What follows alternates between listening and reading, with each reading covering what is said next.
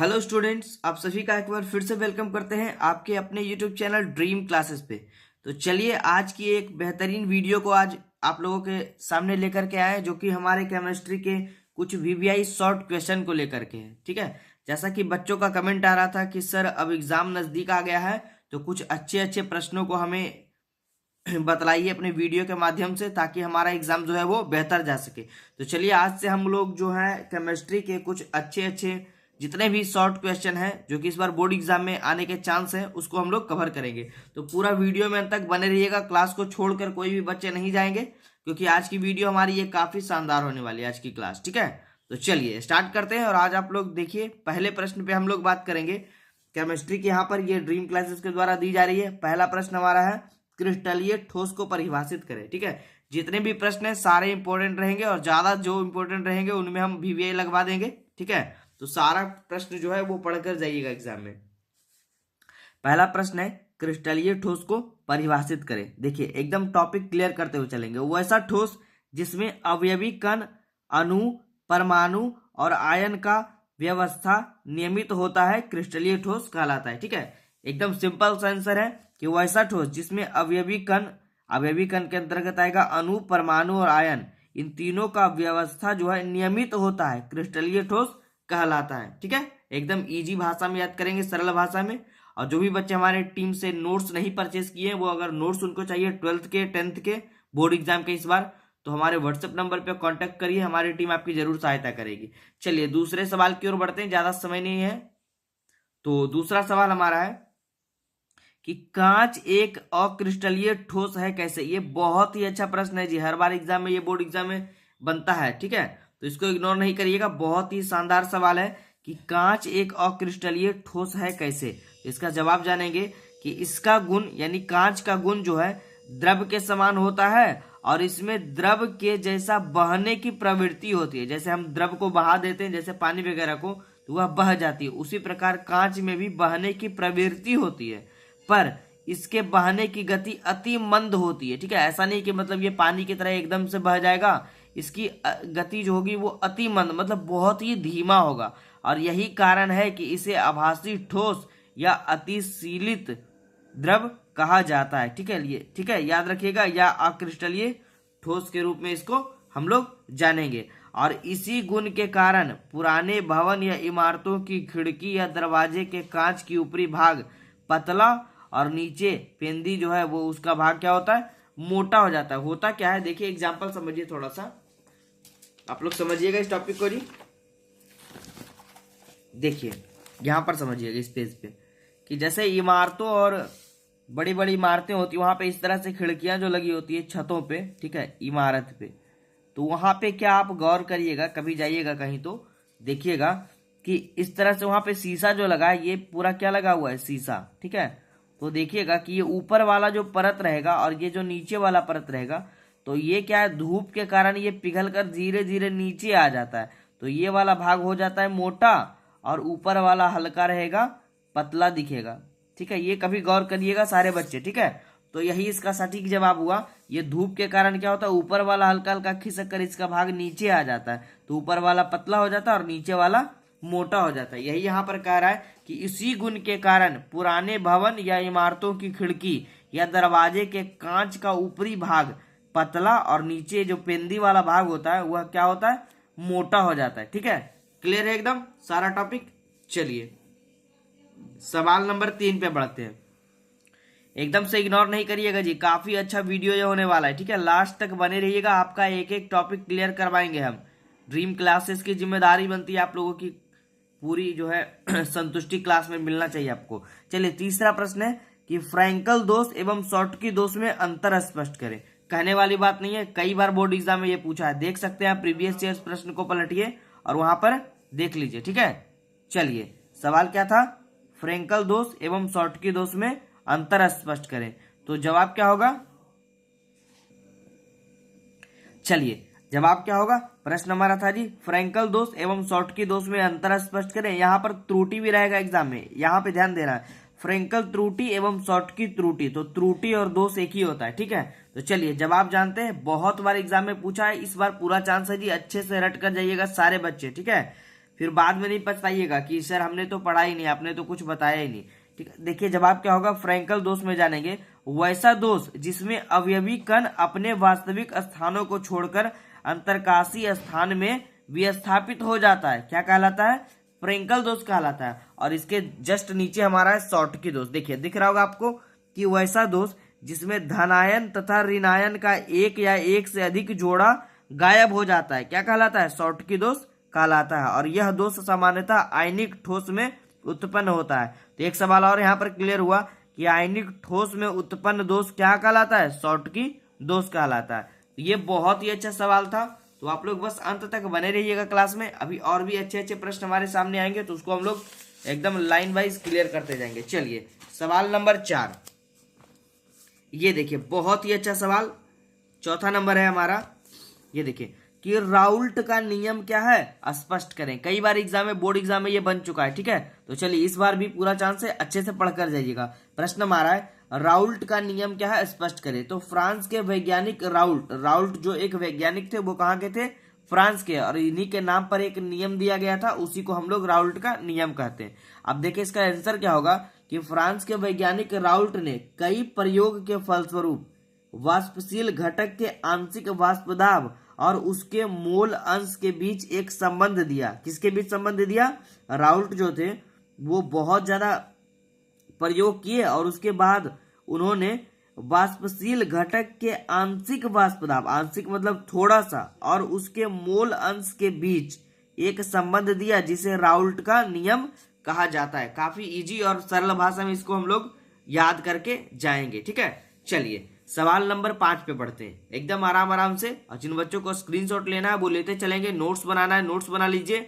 और जिनको नोट्स खरीदना है, हमारी टीम के द्वारा जो नोट्स प्रोवाइड कराई जा रही है इस बार ड्रीम क्लासेस के थ्रू, जो कि 10th और 12th के बच्चों के लिए स्पेशलिस्ट है हमारी टीम ड्रीम क्लासेस। ठीक है, वहां पर जाइए, व्हाट्सएप नंबर पे कांटेक्ट करिए, हमारे टीचर और हमारे जो भी ऑर्गेनाइजर है उनसे बात करिए और आपको नोट्स वहां पे सुविधा दी जाएगी काफी कम फी में। ठीक है, तो जिन बच्चों को जरूरी है उनके लिए। ठीक है, चलिए अगले सवाल पे बढ़ते हैं। सवाल नंबर 5 काफी अच्छा है जी, ये भी देखिए ध्यान से पढ़िएगा। अनुसंख्य गुणधर्म यानी कि कोलिगेटिव प्रॉपर्टीज, ठीक है, कोलिगेटिव प्रॉपर्टीज या अनुसंख्य गुणधर्म क्या है, बहुत ही छोटा और बेहतरीन सवाल है। तो इसका जवाब क्या होगा कि किसी आदर्श या तनु विलयन का वैसा गुणधर्म, ठीक है, किसी आदर्श या तनु विलयन का वैसा गुणधर्म जो विलयन में उपस्थित विलेय के कणों की संख्या पर निर्भर करता है, क्या कहलाता है, अनुसंख्य गुणधर्म कहलाता है। ठीक है, एकदम अच्छे से पढ़कर जाइएगा, काफी अच्छा सवाल है ये। चलिए आगे बढ़ते हैं। तो कम से कम आज हम लोग 10 सवाल को पढ़ेंगे, क्योंकि वीडियो छोटा नहीं होना चाहिए, एकदम क्लास में कम से कम 10 सवाल तो आप लोग पढ़कर ही जाइएगा इस बार। ठीक है, फिर अगले टॉपिक में हम लोग अगले पार्ट में इसके दूसरे में 10 और सवाल को पढ़ेंगे और एकदम हमारा टॉपिक क्लियर होते जाएगा। लगभग 100 सवाल को हम लोग पढ़ लेंगे तो हमारा केमिस्ट्री का शॉर्ट क्वेश्चन का जो ये सेशन है वो समाप्त हो जाएगा। आगे बढ़ते हैं 6ठे नंबर सवाल की ओर। ठीक है, इग्नोर नहीं करिएगा कोई भी बच्चे, कमेंट बॉक्स नीचे खाली पड़ा है, अगर कुछ लिखना हो तो जरूर लिखकर बताइएगा। कोई कंफ्यूजन हो, कुछ सवाल पूछना है या और भी कोई जानकारी प्राप्त करना है, या अगर इस वीडियो के बारे में कुछ लिखना है तो जरूर लिख दीजिएगा। ठीक है, चलिए 6ठे सवाल की ओर बात करते हैं। आदर्श विलयन को परिभाषित करें। काफी अच्छा और बेहतरीन सवाल है, बहुत बार एग्जाम में ये भी पूछा है जी, छोटा है 2 नंबर का ही पूछता है, लेकिन बहुत ही अच्छा सवाल है कि आदर्श विलयन क्या है, परिभाषित करें। तो वैसा विलयन, इसका जवाब होगा देखिए, वैसा विलयन जो सभी ताप एवं दाब पर, ठीक है, सभी टेम्परेचर एवं प्रेशर पर राउल्ट के नियम का पालन करता है। ठीक है, वैसा विलयन जो राउल्ट के नियम का पालन करता है, कब, सभी ताप एवं दाब पर। ठीक है, तो वैसा विलयन क्या कहलाएगा, आदर्श विलयन कहलाएगा। यहाँ पे कह सकते हैं delta V mixing equal to 0, ठीक है, तथा delta H mixing equal to 0, ये इसका एग्जाम्पल दे सकते हैं। ठीक है, एकदम इजी सवाल था, याद करके जाइएगा। ठीक है, चलिए अच्छे से स्क्रीनशॉट ले लीजिए, जिन बच्चों को लेना है या नोट्स बनाना है नोट्स बना लीजिए। अगले सवाल की ओर बढ़ते हैं, और ये टॉपिक हमारा लगभग में 100 प्रश्नों तक जाएगा, तो इस 100 प्रश्नों को आप अच्छे से कवर करके जाइएगा। मेरा दावा है कि आपका एग्जाम बहुत ही बेहतरीन जाने वाला है। ठीक है, चलिए 7वें सवाल, और आज के बेहतरीन सवालों में से एक पे हम लोग बढ़ रहे हैं। 7वां सवाल हमारा देखिए क्या कह रहा है, देखिए विद्युत रासायनिक सेल को परिभाषित करें। आप लोग प्रीवियस प्रश्न उठाकर देखिए, सारे सवाल आपको देखने को मिलेंगे लगभग में। तो विद्युत रासायनिक सेल को परिभाषित करें, क्या होगा? तो वैसा सेल जिसके द्वारा रासायनिक ऊर्जा को विद्युत ऊर्जा में परिवर्तित किया जाता है। ठीक है, समझिएगा अच्छे से, वैसा सेल जिसके द्वारा रासायनिक ऊर्जा को विद्युत ऊर्जा में परिवर्तित किया जाता है और विद्युत रासायनिक सेल कहलाता है। ठीक है, एकदम इजी सवाल है। विद्युत रासायनिक सेल वैसा सेल जिसके द्वारा रासायनिक ऊर्जा को विद्युत ऊर्जा में परिवर्तित किया जाता है, विद्युत रासायनिक सेल कहलाता है। और इसके बारे में देखिए थोड़ा सा और जानना है कि इसको सर्वप्रथम गैल्वेनी और वोल्टा ने खोजा था। दो वैज्ञानिक था, एलेसांद्रो वोल्टा और गैल्वेनी, दो वैज्ञानिक ने खोजा था और इन्हीं के नाम पर इन्हें गैल्वेनी या वोल्टीय सेल भी कहा जाता है। ठीक है, याद रखिएगा जी, विद्युत रासायनिक सेल को वोल्टीय सेल भी कहा जाता है। तो ये भी पूछ सकता है परीक्षा में कि रासायनिक सेल को, विद्युत रासायनिक सेल को वोल्टीय सेल हम लोग क्यों कहते हैं, ये वोल्टीय सेल इसका नाम क्यों पड़ा है? क्योंकि यह जो है इसकी खोज एलेसांद्रो वोल्टा जो वैज्ञानिक थे इनके नाम पर ही किया गया है। ठीक है, इन्होंने ही किया था, इसी के नाम पर इनका नाम वोल्टीय सेल रखा गया है। चलिए सवाल नंबर 8 और आज के बेहतरीन सवालों में से एक पे हम लोग बात करेंगे, तो अच्छे से एकदम बने रहिएगा लास्ट तक, काफी अच्छे अच्छे प्रश्न अभी और भी देखने को मिलेंगे। चलिए सवाल नंबर 8, मानक इलेक्ट्रोड विभव क्या है? बेहतरीन सवाल है जी, बहुत बार एग्जाम में ये पूछा है। ठीक है, कि मानक इलेक्ट्रोड विभव क्या है? तो चलिए इसका जवाब होगा एक अर्ध सेल में 298 केल्विन ताप पर, ठीक है, एक अर्ध सेल में 298 केल्विन ताप पर 1 मोल लीटर सांद्रता के धातु आयन विलयन का इलेक्ट्रोड विभव मानक इलेक्ट्रोड विभव कहलाता है। देखिए समझिएगा, समझने वाला चीज है, काफी छोटा सा आंसर है लेकिन बहुत ही अच्छा है कि एक अर्ध सेल में 298 केल्विन ताप पर 1 मोल लीटर सांद्रता के, ठीक है, देखिए एक सेकंड थोड़ा सा वेट करिए, फिर से इसको हम रिवीजन करते हैं।